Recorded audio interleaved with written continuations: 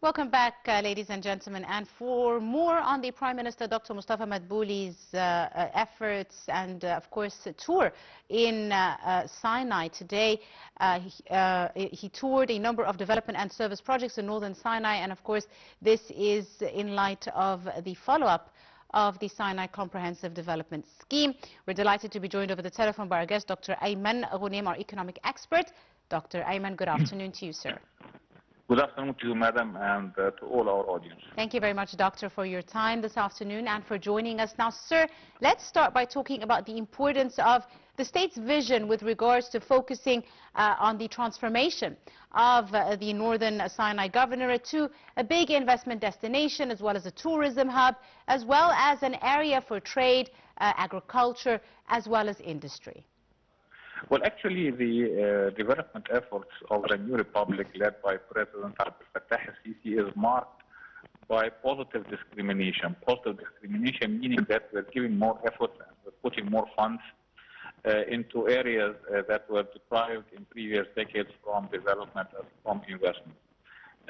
This applies to Sinai, this applies to Upper Egypt, this applies to the oasis, to the deserts. This applies to the marginalized areas in the cities. For Sinai, actually, Sinai constitutes around 6.1% of the area of Egypt. It's 61,000 kilometers. It's the eastern gateway of Egypt. Sinai has an important geopolitical as well as economic significance for Egypt. Yes. Sinai, when we're talking about the development of Sinai, we're talking about a comprehensive development project, a comprehensive development vision by the president and by the government, pioneered first of all or integrated with the Suez Canal Economic Zone project. In the heart of such development project, you have the North Sinai Development Project, yes, 620,000 acres in northern Sinai. It's one of the most important and significant agricultural expansion projects now in the new republic. Mm-hmm.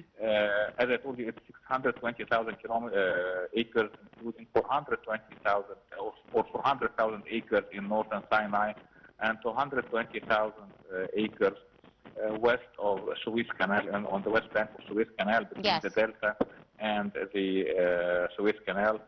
And this agriculture project is integrated or is planned to be integrated with the manufacturing industries mm-hmm, that we are targeting in Suez Canal Economic Zone, yes, especially the food processing industries and the export-oriented industries, as I told you, in food processing as well as in different areas, including, of course, textiles and ready-made garments, and including in the engineering projects, including the different types of industries. Also, this region of Sinai, since President Abdel Fattah al-Sisi actually took over in 2014, mm-hmm, and this region is in the center of both the military, the political, and the economic focus of the state. yes, During the period of President Anwar Sadat, Egypt fought the Battle of Liberation in Sinai. And now we're fighting, or we have fought actually the battle of cleansing Sinai from terrorism. That's one thing. And also the battle of building, the battle of construction of Sinai, because as I told you, Sinai was deprived during many decades from the investment, especially in the infrastructure, in yes, water desalination, in electric power plants, in electric networks.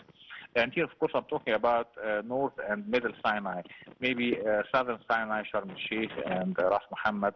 It was a touristic place, and it attracted a lot of investments. But also, I can tell you, most big investments are concentrated in tourism. They don't provide the comprehensive and integrated development that we need. I'm talking here about, of course, agricultural, manufacturing, as well as service development. mm-hmm, So North and Middle Sinai attracted a lot of investment from the government in terms of infrastructure, yes, roads, Absolutely, which actually, Dr. Ayman, leads me to my next question with regards to the new road networks, also the new tunnels, for example, under the Suez Canal, and the infrastructural projects as a whole. How do you see them as having improved access to Sinai as a whole? Well, actually, during the battle against terrorism in Sinai from 2014 maybe till 2018 or 2019, during this battle that was pioneered by the army and the police, and that saw a lot of sacrifices, and that Egypt came out of such battle victorious. During such battle, the construction process in Sinai was ongoing, and this is really remarkable. And even the people of Sinai, they have witnessed this. Now, the Egyptian state, we constructed roads, we constructed 6 tunnels under Suez Canal, we constructed bridges, whether fixed bridges or floating bridges on the Suez Canal. And the aim here was to tie Sinai to the Nile Valley, for both military, geopolitical, as well as economic reasons. This also tied, as I told you, Sinai with the Suez Canal Economic Zone project. Yes. And the aim was to pioneer a comprehensive development in Sinai in the agricultural as well as the manufacturing industries. We've seen the construction of cement factories. We've seen the construction of marble factories. Yes. Especially in the middle of Sinai. In northern Sinai, a whole network of roads were built to tie all the areas of northern Sinai together and to tie them to the Nile Valley. And we've seen now the fruits of such investments, that the people now of Sinai, they feel that the efforts and development of the region leads to their prosperity, is for their benefit. Because unfortunately, during many previous decades, the sacrifices of these people of Sinai, the heroic sacrifices of the people of Sinai, were not really and adequately appreciated at the time. Yes. And acknowledged by the state. I'm not yet talking about verbal appreciation. I'm talking about action appreciation. Yes, I'm talking about the right of these people for services, the right of these people in having modern services, in having modern infrastructure, in having modern educational systems, in having modern healthcare systems. Especially, by the way, in the education and healthcare areas, especially in Arish and Bir Lab, we've seen a whole revamping of the hospitals and medical facilities and increasing their capacity.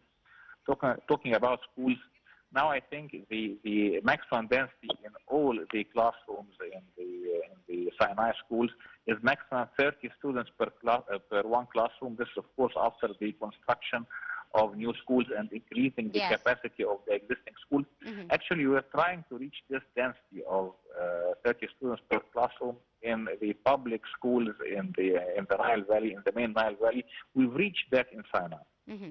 Right. Dr. Ayman, now, of course, today we've seen the Prime Minister talking about how the state is keen on providing all the necessary incentives and ease of procedures to attract investors and serve, as you said, or further recognize the people of northern Sinai. How do you see, things like industrial zones, for example, logistic hubs also playing a role in the development of the Sinai Governorate, as well as establishing a good base for investors to come and establish their projects in the area?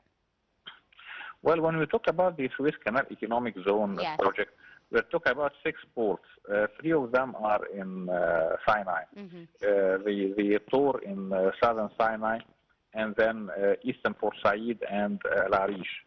The other 3 are in the west bank of Suez Canal. We're talking about here Adabiya and Sokhna, south of Suez Bay, and then western Port Said port.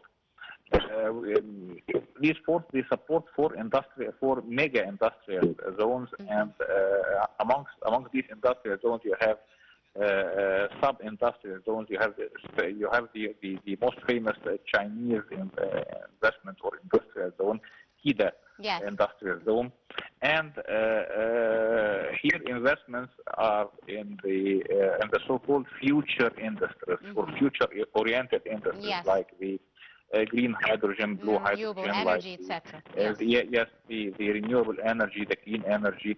But also you have investments in the traditional industries like textiles, ready-made garments, automotives, cables, home appliances. Actually integrating this project with the development efforts in Sinai is of paramount importance, especially in building social stability in the region of Sinai, Yes. in order to make sure that we will never experience the infiltration of any type of extremist thought or extremist organizations in this place. Yes, right. We'll leave it at that. I'm afraid I've run out of time. I'd like to thank you very, very much, Dr. Ayman Ghonem, our economic expert and our guest for the afternoon. Many thanks, sir, for your insight and for joining us.